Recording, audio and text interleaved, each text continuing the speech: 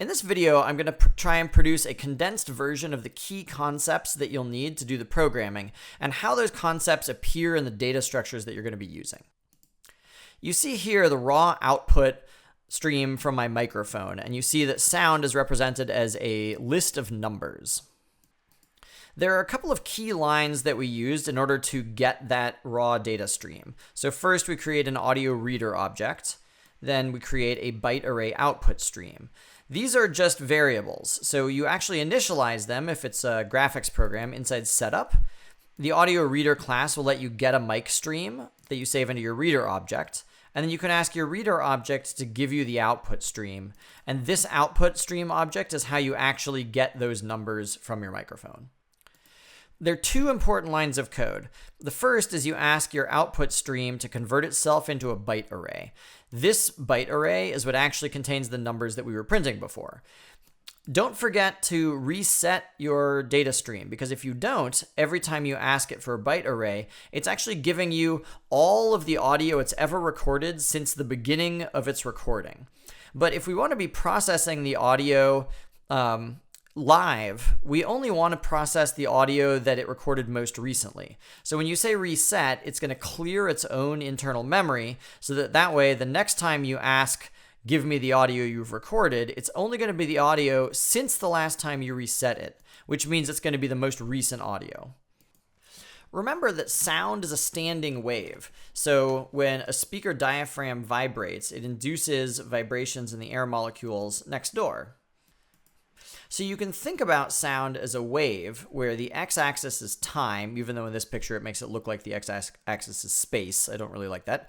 But the x-axis is time, and the y-axis is the displacement left or right of the speaker producing the sound. Or it could be the displacement left or right of the microphone or whatever's inside your ear that is being affected by the vibrations of the air molecules.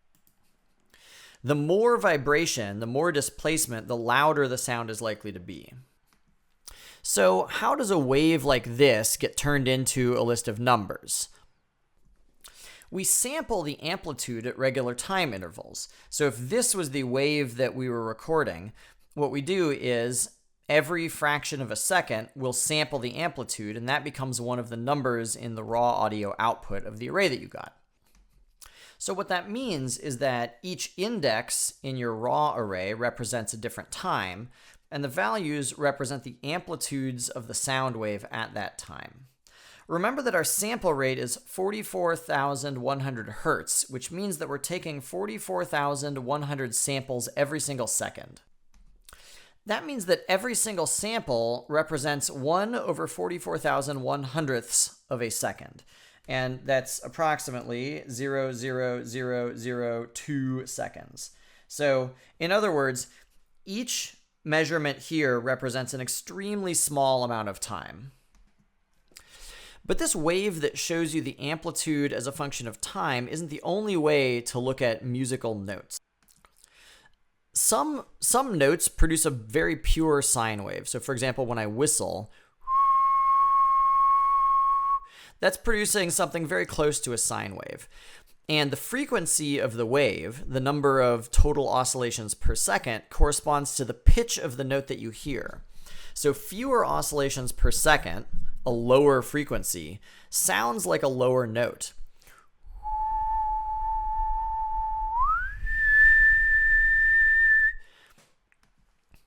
Most musical instruments don't produce pure sine waves. That's why it sounds different when a trumpet and a piano and a human voice play the same note. The note that they're playing is given by a certain frequency. It's given by a number of vibrations per second. But what makes different instruments sound different has to do with the complexity of the wave that they produce. And I'm going to explain to you how that works. Let's look at what happens when I actually sing a note. La. So you saw that note was not a pure sine wave.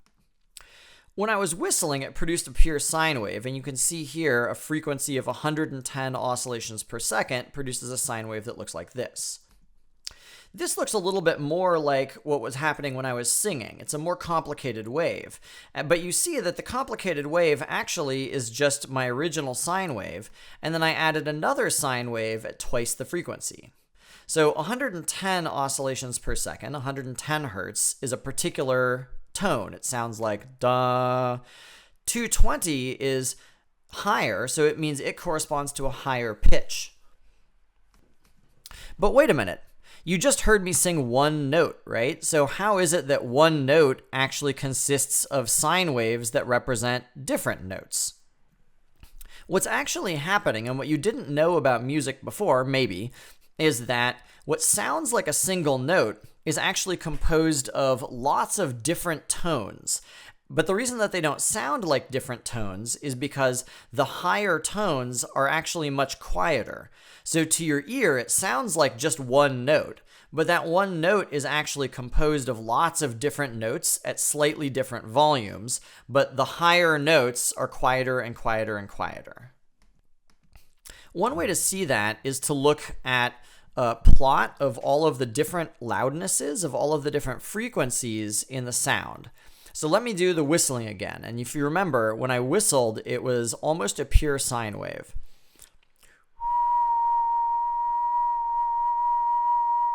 So the spike that you were seeing there, on the x-axis, it was showing you the frequency that I was whistling at. And remember, frequency is about the pitch of the note.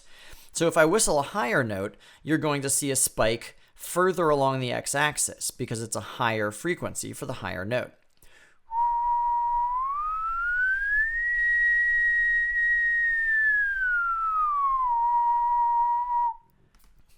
So what that particular view is showing you is it's showing you that my whistle mostly just consists of one actual tone, and it was plotting on the x-axis what that tone was, and on the y-axis how loud that tone was. Now let's look at a guitar.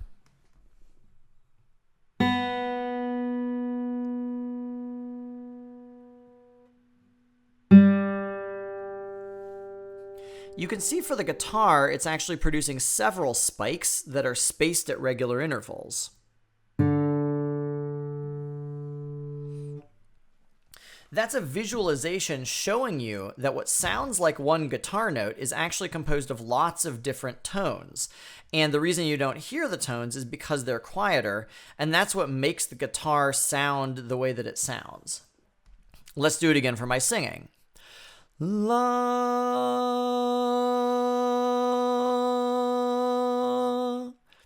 Again, you saw the regular spacing. So what that means is that when I was singing, the complicated wave that you saw when I was singing is actually the simple sum of a bunch of sine waves. So it's the sum of 110 hertz, which was the note that you actually heard, but it's also a vibration that's happening twice as fast, 220 hertz. Except this one's at a different volume, which means that the amplitude is different. And then onto that, you add a sine wave that's oscillating at 330 hertz, and so on. This is called the Overtone Series. And just to say it one more time, when an instrument plays a note, you don't just hear the one note. What you're actually hearing is the sum of the frequency for your note, but then higher frequencies as well. This is twice the frequency of the note you're hearing. This is 3 times the frequency of the note you're hearing, and so on. And what makes the different instruments sound different is how loud each of these higher notes is.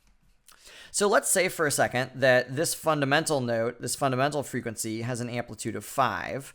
This one has an amplitude of 3, and this has an amplitude of 1. If I was going to write down the sum of those 3 sine waves, and I was going to give them all the right amplitudes, if you were going to graph the sum of all of these sine waves, the graph would look like this original audio wave that we captured from the mic. So it's just 2 different ways of looking at audio. One is you're looking at amplitude as a function of time, but you can break the complicated thing down into its simple parts, where every single wave is just the sum of sine waves with different frequencies and different amplitudes. So you might wonder, if we have a recorded raw audio wave, how can you do that decomposition, which will tell you what the basic parts of the complicated wave are? And the answer is something called the fast Fourier transform will do that for you. The input that you give it is a time window. So you give it a number of raw audio outputs, and the output that it's going to give you is going to be related to how loud are each of the frequencies that make up the sound that those numbers represent. So what we wish that the fast Fourier transform did would be to give us an output that's an array that tells us for each of the frequencies how loud is that frequency for the input sound that we gave it. So in other words, it would give us an array where the indexes were frequencies and the values at the indexes were amplitudes. So at the index 110 for that particular pitch, the loudness is 5. At 220, the loudness is 3. At 330, the loudness is 1, and so on. What the fast Fourier transform actually does is related to this, but it's not exactly this. This is also slightly wrong, but we're going to work our way towards what's right in 2 steps. So it gives you an array where the indexes do tell you the frequency, but it's not in the unit of hertz. And the values do tell you the amplitude. So let's talk about the indexes for a second. Remember that our original raw audio was sampled at a certain rate. So each of these numbers represents a very small fraction of a second. And then what you give to the fast Fourier transform is not your entire audio wave. You give it a window of data. So in my example, I'm just giving it 5 numbers. In our actual thing, we're going to give it 4,096 numbers. But remember, because each number represents a short amount of time, if I have 5 numbers, that represents a small interval of time. If I have 4,096 numbers, that represents a larger interval of time. In our actual application, 4,096 numbers represents about 1/10 of a second. So what we're going to do is we're going to take about 1/10 of a second of the raw audio, and that array is the input to the Fourier transform. There's a formula you can use which will tell you for the output array what frequency does each index in the output array actually corresponds to. And the formula is this. For index I, you take the sample rate, which is 44,100 times a second, divided by 2, divided by the window size, which for us in our actual application is 4,096, divided by 2. So if you plug in those 2 numbers, 44.1 kilohertz for the sample rate and 4,096 for the window size, which is how much data we give it as an input, if you simplify it, it gives you the index times about 10. So what that means is every single index represents a different pitch because it's a frequency that's 10 hertz larger. So in other words, the first number in the array corresponds to index 1 times 10 hertz. So that's just 10 hertz. Index 2 gives us the loudness of 20 hertz. Index 3 gives us the loudness of 30 hertz, and so on. And remember what hertz is telling you. Hertz is telling you the loudness of a particular pitch in your original sound, because your original sound is actually the sum of a whole bunch of simple sine waves. And so this is telling you how loud is each of the simple sine waves in your original input sound. Okay, time for the last wrinkle. So what the fast Fourier transform actually outputs is an array like I described, except the values aren't really the amplitudes. The values are really complex numbers.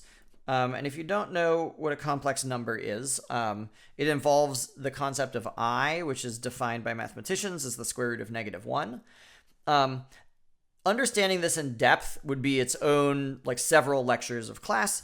But what you need to know is how can you take that weird number on the inside and use it to get the amplitude you want? And the answer is very simple. Each of these elements is an object that's a complex object. And so if you run the absolute value method on the number in here, it's going to give you the loudness that you want. So in summary, instead of an int array where it's giving you loudnesses, it's an array of objects, but running the absolute value on each of the objects is going to give you the loudness you want. So the final view here that's helpful is what's called a spectrograph. You can see that the x-axis is time, but the y-axis shows you how loud every single frequency that makes up the sound at that moment of time is. So let me show you by whistling.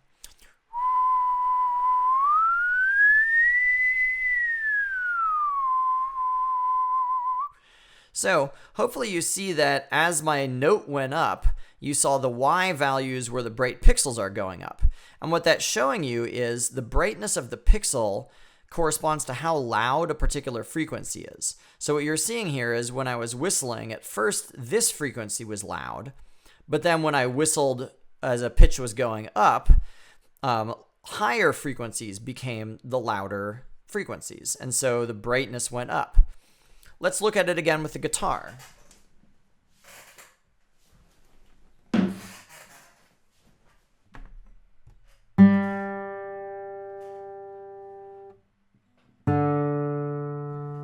Let's actually zoom in to make it clearer.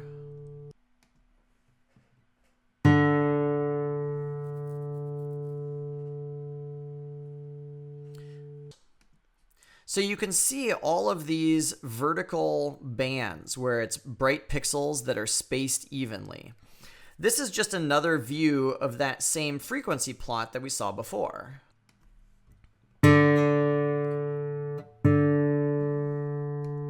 The spikes you were seeing in this plot correspond to the same frequencies as the bright, evenly distributed pixels in the spectrograph. So come to the next video for a summary of what you're actually going to do in